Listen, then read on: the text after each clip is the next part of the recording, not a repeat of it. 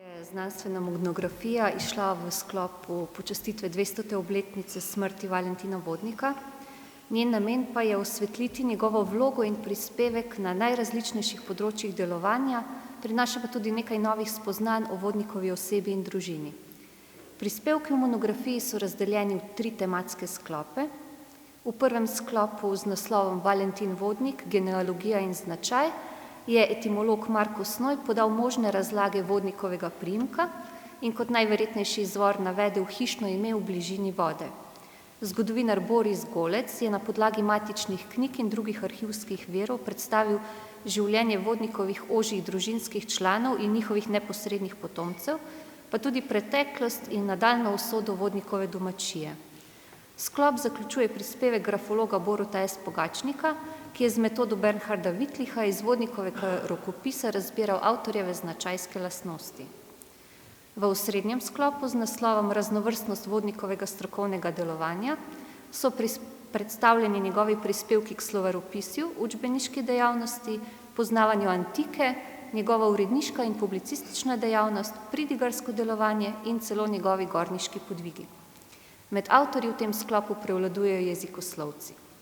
Andreja Legan Ravnikar je obravnavala večbesedne lekseme s sestavinami roka, noga in nos v Vodnikovem rokopisnem slovarju.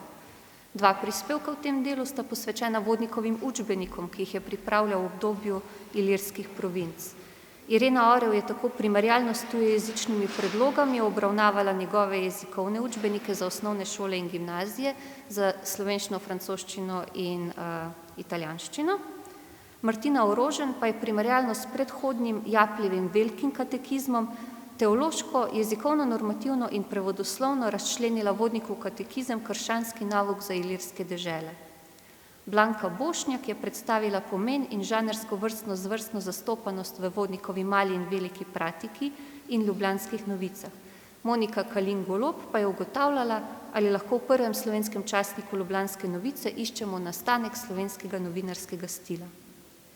Literarni zgodovinar Luka Vidmar je na osnovi rokopisnega seznama pridig predstavil Vodnikovo manj poznano pridigarsko dejavnost. Klasični filolog Matej Hriberšek pa je podal celosten pregled njegovega ukvarjanja z obema klasičnima jezikoma, ki je zajel tako njegovo pesnjenje kot pedagoško in prevajalsko dejavnost ter tudi pisanje pisem in raziskovanje latinskih spomenikov in napisov.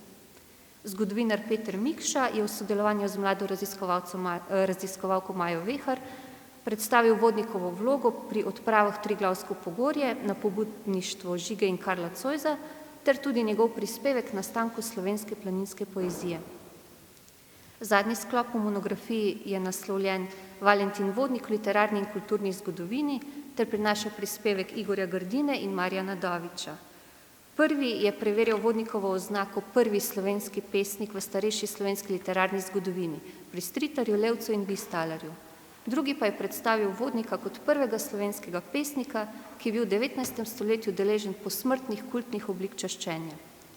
Monografijo, ki smo jo uredili Andreja Legan Ravnikar, Irena Orel, ki je napisala tudi uvod, in Alenka Jelovšek, zaključujejo angleški povzetki vseh objavljenih razprav, seznam slikovnega gradiva ter imensko kazalo. Verjamemo, da bo zainteresiranemu bralcu ponudila številna nova spoznanja o tem zelo produktivnem slovenskem avtorju, nekakšnem fantu za vse, kot ga je opredelil Jože Toporišič.